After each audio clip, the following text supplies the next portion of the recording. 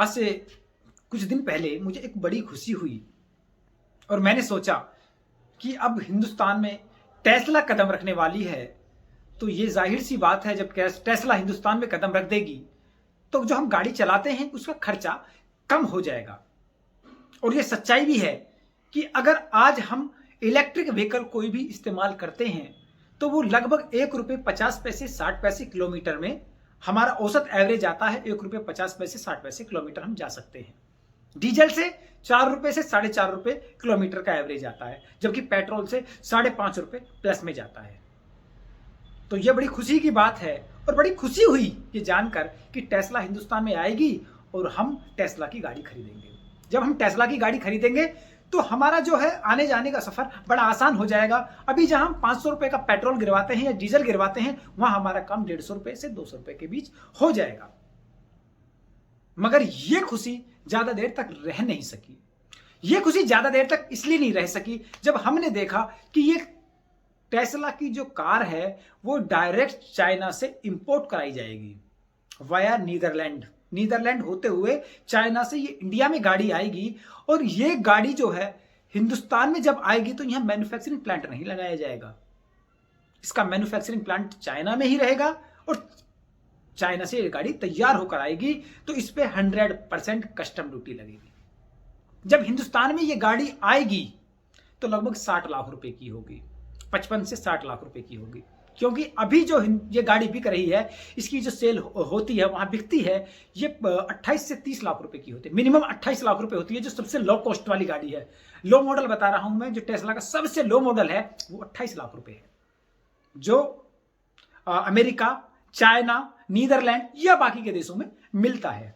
जब हिंदुस्तान में ये गाड़ी आएगी 100% एक्सपोर्ट ड्यूटी के बाद, इंपोर्ट ड्यूटी, सॉरी माफ करना, 100% इंपोर्ट ड्यूटी के बाद ये गाड़ी करीब 56-57 लाख रुपए की हिंदुस्तान में आकर पड़ेगी, जो हमारी बस की बात नहीं है। एक आम आदमी के, ये एक मिडिल क्लास इतनी महंगी गाड़ी नहीं खरीद सकता। जो व्यक्ति 8 लाख 10 लाख रुपए की गाड़ी चलाता है वो 60 लाख रुपए की गाड़ी कैसे चलाएगा? फिर हमें एक हिसाब लगाने की एक बहुत अच्छी जानकारी है। हम हिंदुस्तानी हिसाब बड़ा अच्छा लगाते हैं। हम ये सोचते हैं 10 लाख रुपए की गाड़ी ली, हमारे 50 लाख रुपए बचे। 50 लाख रुपए को अगर हम डिवाइड करेंगे पेट्रोल में तो कितना पेट्रोल आएगा? शायद एक व्यक्ति अपनी पूरी जिंदगी में 50 लाख का पेट्रोल नहीं फूंक सकता। और वहां एक गाड़ी सिर्फ 50 लाख रुपए की, 60 लाख रुपए की आ रही है। उसके बाद उसमें मेंटेनेंस अलग होगा, उसमें जो चार्जिंग पावर, उसमें चार्जिंग कराई जाएगी, वो अलग होगी। फिर सबसे बड़ी समस्या यहां ये भी पैदा होगी कि हिंदुस्तान में चार्जिंग पॉइंट कितने हैं, इलेक्ट्रिक व्हीकल के चार्जिंग पॉइंट कितने हैं? तो यहां हमें देखने को मिलता है कि 0 बटे सन्नाटा। क्योंकि हिंदुस्तान में चार्जिंग पॉइंट के ऊपर इन्वेस्ट कोई करना चाहता नहीं है। इन्वेस्ट क्यों नहीं करना चाहता? पेट्रोल पंप पे ही क्यों इन्वेस्ट करना चाहता है कोई भी हिंदुस्तानी? वो जानता है कि जहां हिंदुस्तान में एक पेट्रोल पंप खोलने के बाद हजारों गाड़ियों को पेट्रोल दिया जा सकता है पर डे, वहीं अगर हम कोई भी चार्जिंग पॉइंट खोलते हैं सिर्फ 35 से 50 गाड़ियों को ही पूरे दिन में चार्ज कर सकते हैं। जब 35 से 50 गाड़ियों को चार्ज करेंगे तो उसमें एवरेज नहीं आ पाएगा। जब एवरेज नहीं आ पाएगा तो क्यों हम इतना बड़ा इन्वेस्टमेंट इलेक्ट्रिक पॉइंट पे करेंगे? तो सबसे बड़ी समस्या ये पैदा होगी।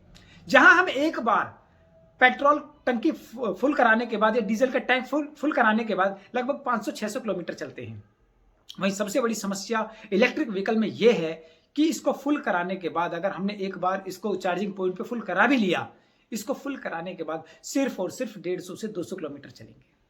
उसके बाद फिर 35 से 50 मिनट एक गाड़ी की चार्जिंग को देनी होगी, जो जितना टाइम हमारे हिंदुस्तानियों के पास शायद नहीं है।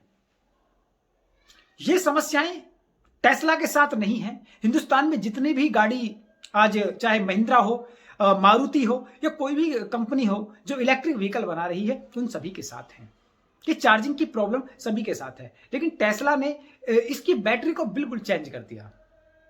इसकी बैटरी को पॉइंट बहुत सारी बैटरियां लगा दी गई, छोटी बहुत सारी बैटरी लगा दी गई, जिससे इसकी पावर तो बढ़ गई मगर चार्जिंग करने का जो समय है वो नहीं बढ़ पाया। वो 35 से 50 मिनट ही रहेगा। 150 किलोमीटर 200 किलोमीटर अगर गाड़ी चलती है, उसके चलने के बाद अगर 35-40 मिनट हमें कहीं खड़ा करना होता है, चलो खड़ा भी कर ले, गाड़ी को खड़ी कर भी ले, चार्जिंग पॉइंट पे कहाँ लगाएंगे? हिंदुस्तान में कितने चार्जिंग पॉइंट हैं जिनसे हम गाड़ी को लगा सकते हैं? तो सबसे बड़ी समस्याएं यहाँ ये होनी है, इसलिए हिंदुस्तान में शायद टेस्ला या कोई भी इलेक्ट्रिक व्हीकल सक्सेस नहीं हो पाएगा। अगर हम दूसरे देश की बात करें, दूसरे देश में टेस्ला या कोई भी इलेक्ट्रिक व्हीकल सक्सेस क्यों है?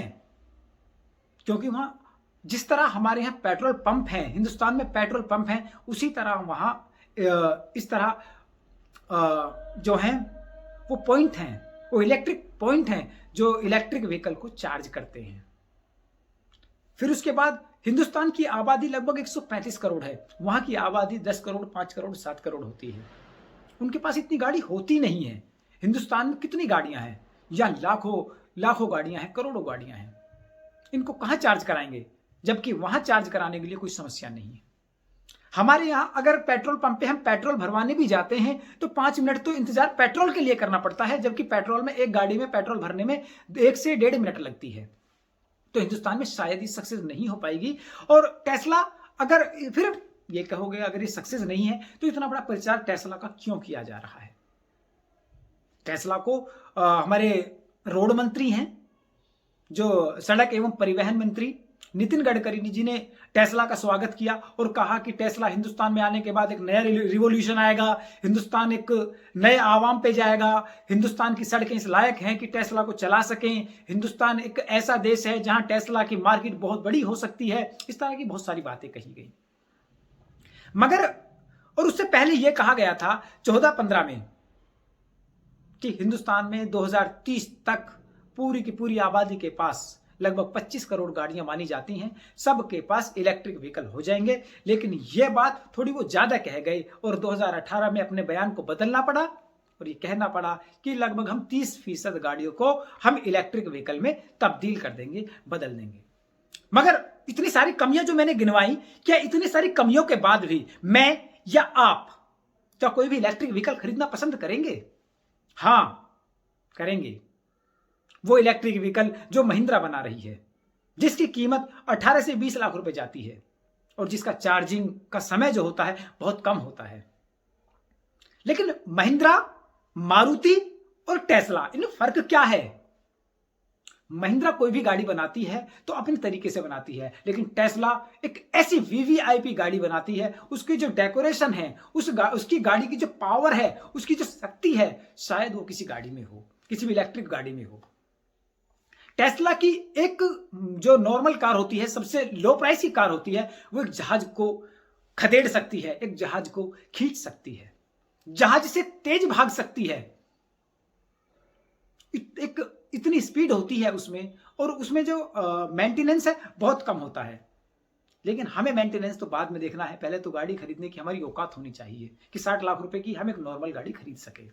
60 लाख रुपए की गाड़ी खरीदने के बाद हमारी ये हैसियत होनी चाहिए, हम मिडिल क्लास की ये हैसियत होनी चाहिए कि 60 लाख रुपए की तो हमने गाड़ी खरीद ली, चलो मेहनत करके एक बार गाड़ी खरीद भी ली, तो उसमें मेंटेनेंस जो आएगा, मेंटेनेंस के बाद उसके ऊपर जो खर्चे आते हैं, हम उसे चार्ज कैसे करेंगे? चार्ज कर भी ली, एक बार चार्ज कर ली, 2 बार चार्ज कर ली, हाँ ये रोज का काम है, तो हम रोज कैसे 35 से 50 मिनट वहां सिर्फ और सिर्फ चार्जिंग के लिए खड़े रहेंगे? एक नौकरी वाले व्यक्ति के पास जब सुबह को 7 बजे घर से निकलता है, 7 बजे चलता है, तो शाम को 6 बजे घर में आता है, तो 12 घंटे 14 घंटे जब वो कंपनी में बिगाड़ता है, तो वो उसके पास इतना समय नहीं होता कि वो अपनी गाड़ी को चार्ज कर सके। हाई क्लास की अगर मैं बात करूं तो वो टेस्ला की ही गाड़ी क्यों लेंगे? जब उनके पास इतने बड़े बड़े ऑप्शन हैं, इतनी अच्छी अच्छी गाड़ियों के ऑप्शन हैं, तो हिंदुस्तान में टेस्ला की गाड़ी क्यों लेंगे? तो टेस्ला मार्केटिंग कैसे करती है, थोड़ी इसके बारे में भी बात कर लेते हैं। टेस्ला अपनी कोई भी फ्रेंचाइजी किसी को नहीं देती, टेस्ला डायरेक्ट सेल करती है। आप उसकी गाड़ी को ऑनलाइन भी परचेज कर सकते हैं, ऑनलाइन परचेज करने के बाद वो आपकी गाड़ी को आपके घर डिलीवर करा देते हैं। उनके स्टोर होते हैं, मगर कंपनी अथॉराइज स्टोर होते हैं, सिर्फ कंपनी के स्टोर होते हैं, वो किसी को डीलरशिप नहीं देते। तो हिंदुस्तान में ये सोचने वाली बात है, ये आप खुद सोचिएगा और मैं भी सोचता हूं, क्या टेस्ला की गाड़ी खरीदने से हिंदुस्तान में हमें कोई फायदा है? उस गाड़ी को खरीदने से जो हमारी बजट से बाहर है, तो ये ज्यादा देर की खुशी नहीं होती। खुशी जरूर होती है कि हिंदुस्तान में टेस्ला जैसी कंपनियां कदम रख रही हैं, मगर जब उसकी कीमत हम देखते हैं, हम हिंदुस्तानी देखते हैं, तो शायद एक मिडिल क्लास उस गाड़ी को खरीदने की हैसियत नहीं रखता।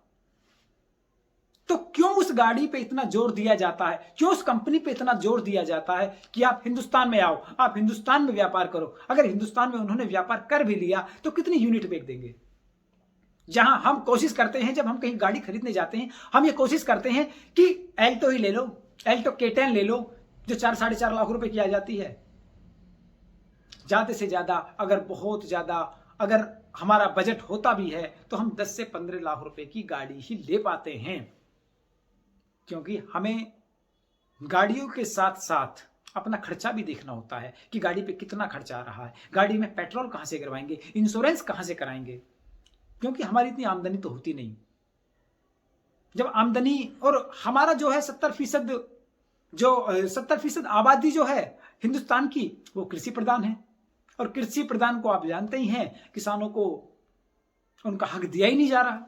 जब किसानों को उनका हक नहीं दिया जा रहा, जब किसानों को उनकी कीमत नहीं दी जा रही, तो वो कैसे टेस्ला खरीद पाएंगे। तो सबसे पहले मैं यही कहूंगा कि किसानों का उनका हक दो, किसानों को उनकी जो फसल है उसकी पूरी रकम दो, किसानों को गन्ने का भुगतान करो, जभी तो आपकी टेस्ला खरीद पाएंगे, जभी तो आपको उसके टैक्स का पैसा मिलेगा। जो अपने 100% इंपोर्ट ड्यूटी आप लेते हो, लगभग 28 लाख रुपए की गाड़ी पे 28 लाख रुपए आप ले रहे हो, तो आप कैसे आप बेच पाएंगे। तो कृषि प्रधान देश है, किसानों के लिए एक ऐसी गाड़ी बननी चाहिए सस्ती हो। अगर गाड़ी सस्ती नहीं भी बनाते यार, 60 लाख रुपए की तुम गाड़ी हमें दे रहे हो, तो कम से कम हमारी फसल को तो महंगा कर दो। अगर हमारी फसल को महंगा नहीं करते तो हम कैसे गाड़ी खरीदेंगे। हम गाड़ी तभी खरीद पाएंगे जब हमारा हक हमें मिल जाएगा, किसानों का हक मिल जाएगा, तो हम टेस्ला भी खरीदेंगे, हम रेंज रोवर भी खरीदेंगे, हम BMW भी खरीदेंगे। जब तक आप हमें हमारा हक नहीं दोगे तो ना हम टेस्ला खरीद पाएंगे, ना रेंज रोवर खरीद पाएंगे। हम बुग्गी भैंसे वाले आदमी हैं, बुग्गी भैंसे में ही चल सकते हैं। तो इसलिए मेरे दोस्तों, टेस्ला हिंदुस्तान में आने ही वाली है, 2021 में पूरी तरह से हिंदुस्तान में कदम रख देगी। तो उससे पहले जरूर सोचिएगा, टेस्ला लेने से पहले ये जरूर सोचिएगा, क्या हम टेस्ला खरीद सकते हैं, क्या हम टेस्ला चला सकते हैं, क्या हम टेस्ला को के चार्ज कराने के लिए इतना इंतजार कर सकते हैं। इन सारी बातों को सोचने के बाद टेस्ला को खरीदना, और टेस्ला कदम रख ही देगी। और जब हमारी भारत सरकार ने कह दिया कि टेस्ला जैसी बड़ी कंपनियां हिंदुस्तान में आना एक गर्व की बात है, और गर्व की बात होनी भी चाहिए, मगर अपने जेब और अपने बजट के हिसाब से आप खुद दे सकते हैं कि टेस्ला को हमें खरीदना है, नहीं खरीदना, या क्या करना है। जो मेरी राय है मैंने आपको बताई, या जो भी अगर आपको कुछ इसमें लगता है कि इसमें आपने कुछ सही बताया है, कुछ गलत बताया है, या आप इसके बारे में कुछ और बताइएगा, तो मुझे कमेंट जरूर करें, जिससे मैं आगे इसके बारे में बात करूं, टेस्ला के बारे में बात करूं कि टेस्ला नीदरलैंड से ही क्यों आ रही है। मैन्युफैक्चरिंग अगर ये कंपनी चाइना में हो रही है तो नीदरलैंड से इसे क्यों मंगाया जा रहा है, क्यों नीदरलैंड से रजिस्टर्ड कराया गया। तो इसके बारे में अगर आप जानना चाहते हैं तो मुझे कमेंट जरूर कीजिएगा। मैं इसको बहुत आसान भाषा में आपको समझाने की कोशिश करूंगा कि इसको नीदरलैंड से क्यों मंगाया जा रहा है। जो कंपनी मैन्युफैक्चरिंग चाइना में हो रही है, ऑफिस अमेरिका में है, और कई देशों में ऑफिस टेस्ला का, और उसको नीदरलैंड से मंगाया जा रहा है। तो दोस्तों, आज हम अपनी बात को यही खत्म करते हैं, और अगली वीडियो के लिए हमें आपके कमेंट का इंतजार रहेगा, जिससे आपके कमेंट से जो आप कमेंट करते हैं उसके द्वारा ही हम अगली वीडियो बनाएंगे। धन्यवाद।